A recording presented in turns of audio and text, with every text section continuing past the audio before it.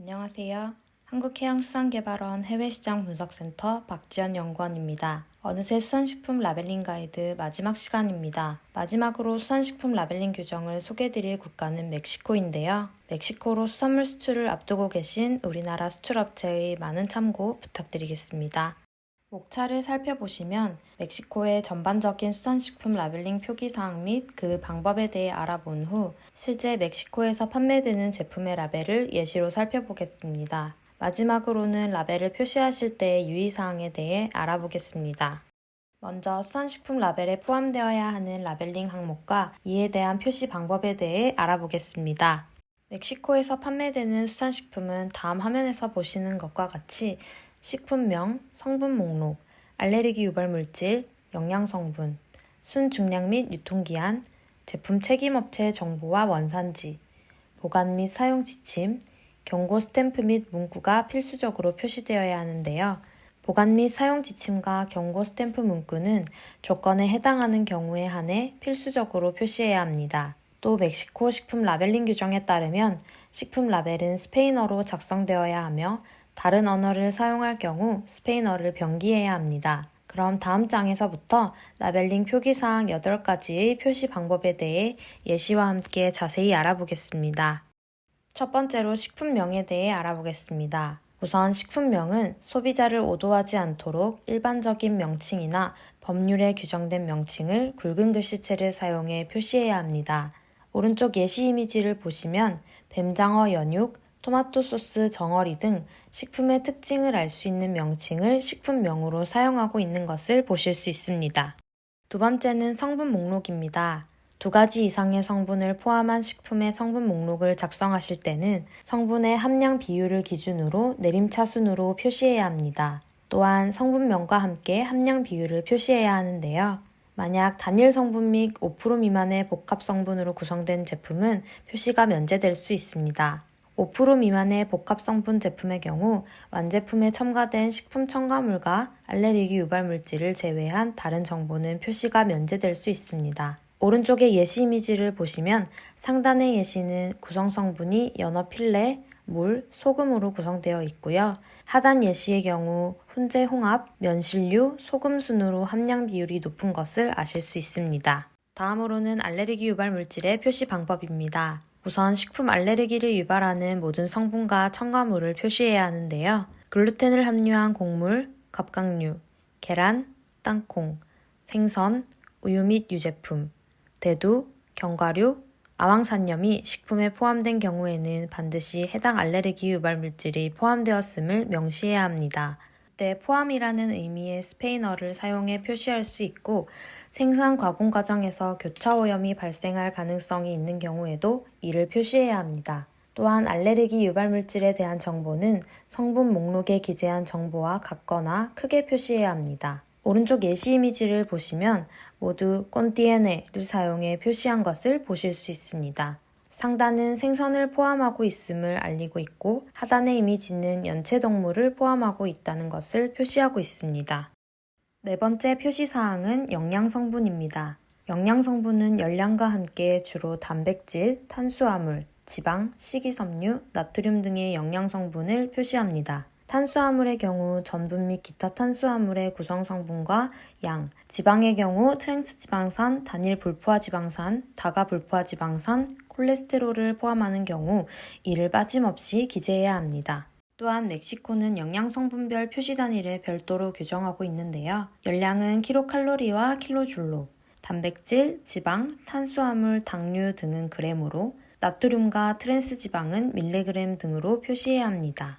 또 영양성분은 1.5mm 이상의 글자로 표시해야 하는데요. 만약 포장의 주 표시 면적이 32제곱cm 미만이거나 161제곱cm 이하의 면적에 20개 이상의 영양성분을 표시해야 하는 경우에는 예외적으로 1mm의 활자로 표시할 수 있습니다. 오른쪽 예시 이미지를 보시면 두 예시 모두 표형식으로 영양성분을 나타내고 있습니다. 좌측과 우측 이미지 모두 열량, 단백질, 총지방, 포화지방, 트랜스지방, 탄수화물, 당류, 이외에도 식이섬유, 나트륨 등이 표시된 것을 확인하실 수 있습니다. 다음은 순준량 및 유통기한에 대해 알아보겠습니다. 순중량의 경우 식품 유형에 따라 표시해야 하는 단위가 상이한데요. 고형 식품은 중량 단위로, 액상식품은 부피 단위로, 반고형 식품은 중량이나 부피 단위로 표시해야 합니다. 유통기한의 경우 보관기간에 따라 표시 방법이 상이한데요. 3개월 미만인 식품은 1월 순으로, 3개월 이상인 식품은 월, 년 순으로 표시해야 합니다. 오른쪽 하단의 이미지의 경우 1월 순으로 유통기한이 표시된 것을 보아 보관기간이 3개월 미만인 식품임을 짐작하실 수 있습니다. 여섯 번째로 제품 책임업체의 정보와 원산지 표시 방법입니다. 식품에 책임이 있는 제조, 유통, 수입업체의 이름과 주소를 표시해야 합니다. 또 원산지를 표시할 때는 화면에 보시는 것과 같은 스페인어 문구를 사용할 수 있습니다. 첫 번째 예시 이미지는 제품 수입업체의 이름과 주소가 표시되어 있고요. 두 번째 이미지의 경우 원산지를 표시하고 있습니다. 이때 프로덕토 데 문구를 사용했으며 스페인산임을 알 수 있습니다. 다음으로는 보관 및 사용 지침입니다. 우선 올바르게 보관하고 사용하기 위해 특별한 조건이 필요한 식품과 개봉 후 변질될 수 있는 식품은 보관 및 사용 지침을 표시해야 합니다. 오른쪽 예시 이미지를 보시면 보관 지침이 표시되어 있는데요. 첫 번째 예시에서는 서늘하고 건조한 곳에서 보관하라고 표시되어 있습니다. 이어서 두 번째 예시 역시 서늘하고 건조한 곳에서 보관하고 개봉 후에는 냉장 보관하라는 문구가 적혀 있습니다. 마지막으로 경고 스탬프 문구에 대해 알아보겠습니다. 멕시코 라벨링 규정에 따르면 열량, 당류, 포화지방, 트랜스지방, 나트륨이 화면에 보는 표의 기준치를 초과할 경우에는 제품 포장 전면에 경고 문구와 스탬프를 표시해야 합니다. 경고 문구는 과다라는 의미의 엑세소 스페인어를 표시한 뒤 성분명을 기재하시면 됩니다. 오른쪽의 예시 이미지는 실제 제품에 부착된 경고 스탬프인데요. 상단 왼쪽의 예시 이미지는 포화지방과 나트륨이 과다하게 함유되어 있음을 경고하고 있고요. 오른쪽 이미지는 나트륨이 과다하게 포함되어 있다고 경고하고 있습니다. 마지막으로 하단의 이미지는 좌측 상단과 마찬가지로 포화지방과 나트륨 과다 함유를 경고하고 있는 것을 확인하실 수 있습니다. 지금까지 멕시코 수산식품 라벨링 규정을 바탕으로 라벨링 필수 항목과 표시 방법을 설명드렸습니다. 그렇다면 멕시코에서 현재 유통되는 제품 라벨을 통해서 앞서 말씀드린 요건이 어떻게 표시되어 있는지 살펴보겠습니다. 화면에 보시는 제품은 멕시코에서 판매되고 있는 수산물 육수팩 제품입니다. 라벨에는 앞서 설명드린 식품명부터 보관 및 사용 지침까지 7가지 표시사항이 표시되어 있고요. 경고 스탬프 문구의 경우 기준치를 초과하지 않는 식품인 관계로 표시되지 않았습니다. 각 라벨링 항목들을 쉽게 살펴보실 수 있도록 제품 라벨에 7가지 항목이 표시된 곳에 번호를 달아두었는데요. 다음 장부터 각 항목들이 구체적으로 어떻게 표시되어 있는지 함께 살펴보겠습니다. 첫 번째 표시 항목, 식품명은 우측 상단에서 확인하실 수 있는데요. 이 육수팩의 식품명은 건조 수산물 및 버섯 육수팩인 것을 알 수 있습니다.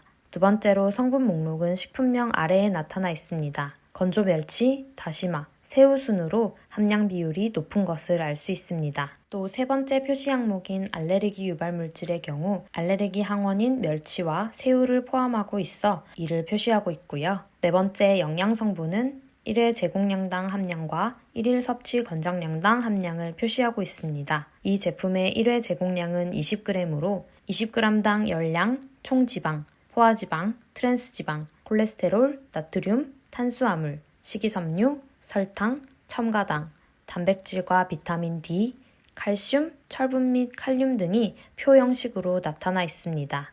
다섯 번째 항목, 순중량은 우측 중앙에 표시되어 있는데요. 이 제품의 경우 순중량이 120g인 것을 알 수 있습니다. 또 유통기한의 경우 제품의 좌측 상단에 나타나 있는데요. 이 제품의 유통기한은 2022년 3월 19일까지인 것으로 표기되어 있습니다. 여섯 번째로 제품 책임업체의 정보와 원산지는 제품 좌측 중앙에 나타나 있습니다. 제품의 제조업체와 수입업체의 명칭 그리고 주소가 표시되어 있고요. 원산지가 한국산임을 표시하고 있습니다. 일곱 번째로 보관 및 사용 지침은 제품 좌측 하단에 나타나 있습니다. 여기는 서늘하고 직사광선에 노출되지 않는 건조한 장소에 보관하고 개봉 후 냉장 보관하라고 적혀 있습니다. 이렇게 7가지 표시 항목이 실제로 어떻게 나타나 있는지 알아보았는데요. 이 제품의 경우 경고 스탬프 문구는 열량, 설탕, 포화지방, 나트륨 등이 표시 기준에 미치지 않아 표시되지 않았습니다.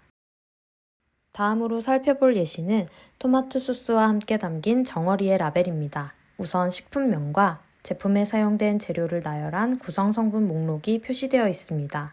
세 번째 항목인 알레르기 유발 물질은 생선을 포함하고 있다는 사실이 우측 상단에 스페인어로 작성되어 있습니다. 네 번째로 영양성분 정보가 표 형식으로 나타나 있는 것을 보실 수 있습니다. 이 제품은 총 열량, 단백질, 총 지방, 포화지방, 트랜스지방, 탄수화물 등의 함량이 표시되어 있습니다. 다음으로 순중량과 유통기한이 표시되어 있는데요. 제품명 좌측 상단에서 확인하실 수 있습니다. 이 제품의 순중량은 115g이고 유통기한의 경우 라벨의 다른 면에 별도 표기되어 확인이 어려운 점 양해 부탁드리겠습니다. 여섯 번째 표시 항목인 제품 책임업체 정보 및 원산지는 제품 하단에 나타나 있습니다. 일곱 번째, 보관 및 사용 지침의 경우 제품 우측 상단에 표시되어 있는데요. 이 제품의 경우 서늘하고 건조한 것에서 보관하라고 표시한 것을 확인하실 수 있습니다. 마지막으로 경고 스탬프 문구는 제품 상단에 표시되어 있는데요. 이 제품의 경우 포화지방과 나트륨이 기준치를 초과한 것을 알 수 있습니다. 마지막으로 살펴볼 예시는 연어 필레 통조림의 라벨입니다. 우선 가장 먼저 제일 상단에 식품명이 표시되어 있고요. 제품에 사용된 재료를 나열한 구성성분 목록이 나타나 있습니다. 세 번째 표시 항목인 알레르기 유발 물질은 연어가 포함되어 있음을 나타내고 있습니다. 네 번째로 영양성분 정보가 표 형식으로 나타나 있는 것을 보실 수 있습니다. 이 제품은 총 열량, 지방, 콜레스테롤, 나트륨, 탄수화물, 식이섬유, 당류, 단백질, 비타민, 칼슘, 철분 등의 함량이 표시되어 있습니다. 다음으로 순중량과 유통기한입니다. 순중량은 오른쪽 제품 라벨의 모서리에 표시되어 있고요. 유통기한의 경우에는 제품 라벨 별도면에 표시되어 확인이 어려운 점 양해 말씀드리겠습니다. 여섯 번째로 제품 책임업체 정보와 원산지의 경우 좌측 라벨 모서리에 나타나 있고요. 일곱 번째 항목인 보관 및 사용 지침과 여덟 번째 경고 스탬프 문구는 표시사항에 해당하지 않아 표시되지 않았습니다. 마지막으로 멕시코로 수산식품 수출 시 라벨링 유의사항을 짚어보겠습니다. 먼저 수산식품 라벨은 스페인어로 표시해야 합니다. 또한 영양성분표는 영양성분별로 규정된 표시 단위에 따라 표시해야 합니다. 세 번째로 유통기한별로 표시 방법이 상이한데요. 유통기한이 3개월 미만인 식품은 1월 순으로, 3개월 이상인 식품은 월, 년 순으로 표시해야 합니다. 마지막으로 열량, 당류, 포화지방, 트랜스지방, 나트륨 함량이 일정 기준치를 초과할 경우에는 식품 포장 전면에 경고 스탬프와 문구를 부착해야 하는 점 유의해 주시길 바랍니다. 지금까지 KMI 해외시장 분석센터에서 준비한 멕시코 수산식품 라벨링 가이드를 살펴보셨습니다. 이번 내용과 관련한 궁금한 점이 있으실 경우 저희 수산물 수출 정보 포털에서 해당 자료집을 다운받아 보실 수 있습니다. 본 자료집에 더 자세한 설명이 기재되어 있으므로 많은 활용을 부탁드립니다. 또 수산물 수출에 애로사항이 있으신 경우 화면에 보시는 연락처 또는 이메일로 문의를 남겨주시면 친절하고 자세한 안내를 받으실 수 있습니다. 지금까지 주요국의 수산식품 라벨링 가이드를 시청해주셔서 감사합니다.